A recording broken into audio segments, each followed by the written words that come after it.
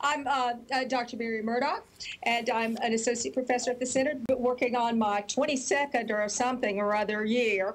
And I'm with you virtually this evening from my home in North Carolina, and where I suppose that's an appropriate thing for me because I've been known to use the expression that I'm just visiting this planet. So apparently I'm here virtually as well, just visiting through another modality. But I'm very happy to be with all of you this evening and to have this opportunity both to listen and learn and to say a few words as well. So I have my watch out to keep a check on time, if that's all right with folks. In general, when I think about my research interests, I would say that that they're eclectic overall, and that, of course, can cause some heartache for myself and for people around me when they say, well, what are you interested in? And it's just about everything. But more recently, and by recent, I mean 5 to 10 years, because when we're talking about research and our interest in it, that is, it's not a flash of the pan kind of thing. It's something that sort of takes a little bit of time. More recently, I've been interested in at least 3 areas. One of those is creative climate. And that work over a period of about 5 to 8 to 10 years has pretty much come to its conclusion right now in terms of trying to make the translation, if you will, of Ekval's work in organizations over to educational settings and say, can you use these same kinds of concepts? Are they recognizable? Are they operative in teaching and learning in educational settings? And the final conclusion after about 10 studies, one of which, by the way, was Cindy Burnett's master's project, was yes, they are transferable in terms of people's understanding. So that's where we are with the climate piece. But this evening, I really would like to focus on 2 other things. One of those that particularly have a skill focus in regard to creativity. And I'm thinking, and that would be the TSM, or the Thinking Skills Model, and also the TIM, or the Torrance Incubation Model. Now, one of the things that several other people have talked about, Cindy and Jeffrey as well, talked about the whole thing about authenticity and leadership as a relationship.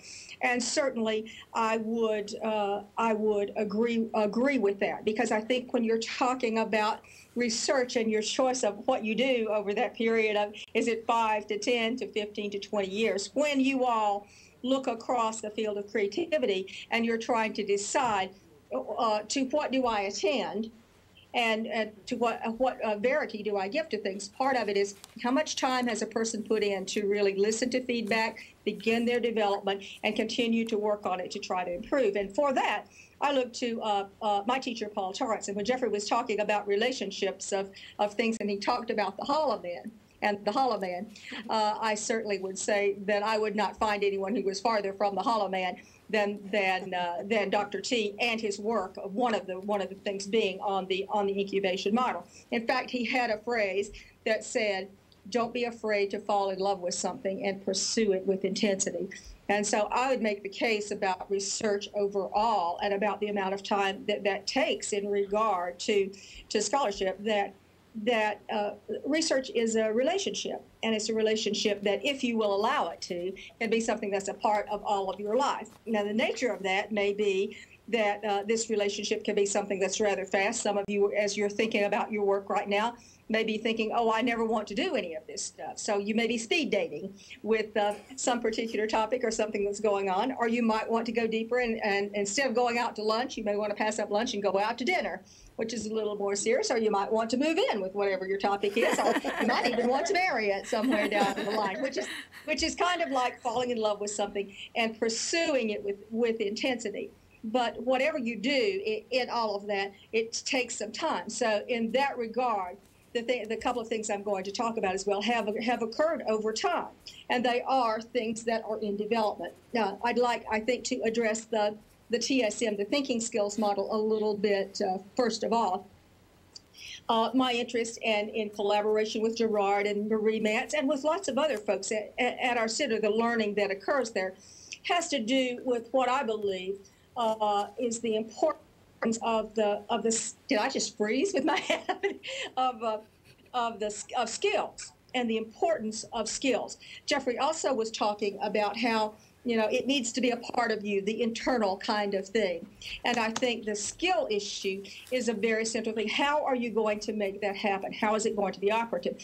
And that's part of what I became interested in relation to the thinking skills model of creative problem solving, which, as you may or may not know, has two elements. One of those being cognitive, those ways that we think, and some basic skills, obviously, never intended to be all of them, but some anchors in thought and language that would help people understand what is actually happening in your thinking as you go along and move through the creative problem-solving process. Because we believed that the language of skill and thinking was a more communicable one than an artificial one of some kinds around creative problem solving. And in parallel and in partnership, in relationship to that, we also looked at what we termed at that time the affective skills, affective being a more old-fashioned word, but still a fairly useful one as far as we have been concerned, because it means in its broadest sense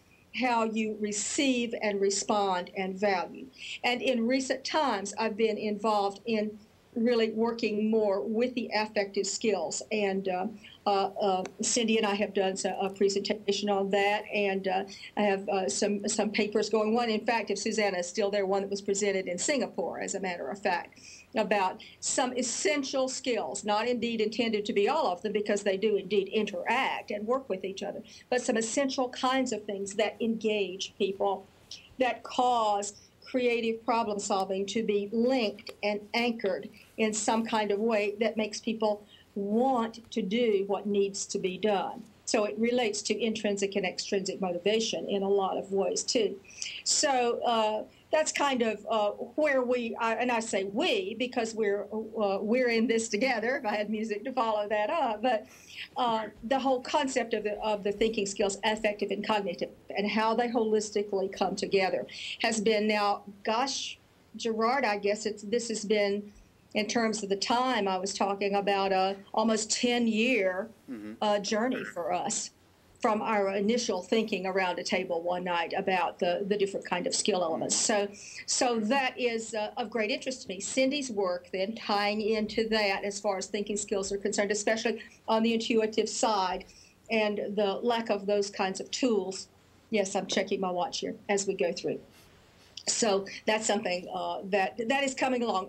We are getting ready to do a second edition of the Creative Leadership book, and to expand the concept of the affect as well. We dealt with it lightly in the first book. You have space and time constraints as you go through, and actually are reforming several different things that really prepare readiness to go into creative problem solving. So that's been very interesting in terms of research and what things underlie the creative problem solving process overall. Now, Jeffrey mentioned what I was going to say earlier, that whole business in relation to Dan's question, the whole business about flexing. And I guess I'd like to turn that word into a skill word rather than a verb, and say flexibility is, in the literature, identified next to novelty as an essential characteristic that one would recognize in creativity per se. And so that means to be flexible in your thinking. There are a whole variety of words for it in learning research. To be fluid, to be able to make the change literally in the neural patterns of your brain and how your brain operates, whether you're dealing with your cognitive skills or your affective ones.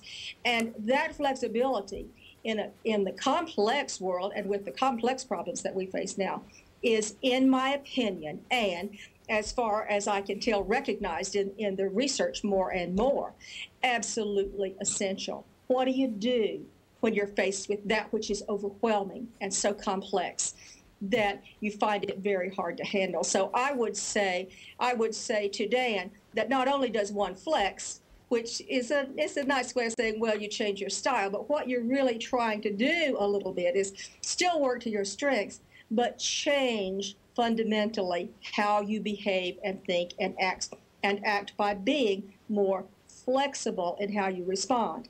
And what that gives you is access to an array of skills that you do have. That's not only how you think, but how your thinking gets anchored in terms of cognitive and affective.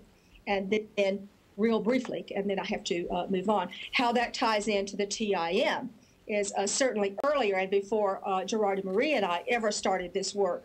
My teacher, Paul Torrance, who did indeed fall in love with something and pursue it with intensity and taught me to do the same, via the Torrance incubation model, used that vehicle to say, well, you need to be able to deliver skills to people. It's not enough just to talk about them theoretically and say how they operate, but how do you help people and help people to learn them? And if you are charged with teaching, either in a formal role or not, how do you teach them?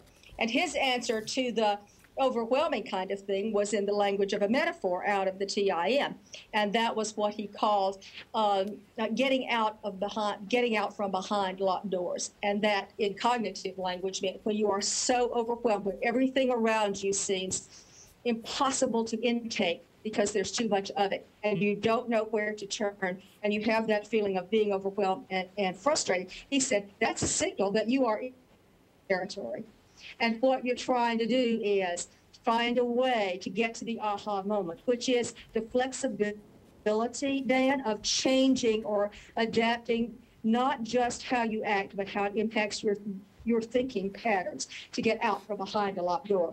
And so Sue and I have been really working on those early Torrance skills, one of which relates to flexibility, and on the TIM model itself and how to, we have a new, different version of that model, an adaptive version of that model. And we also have started some work on a book along those lines as well.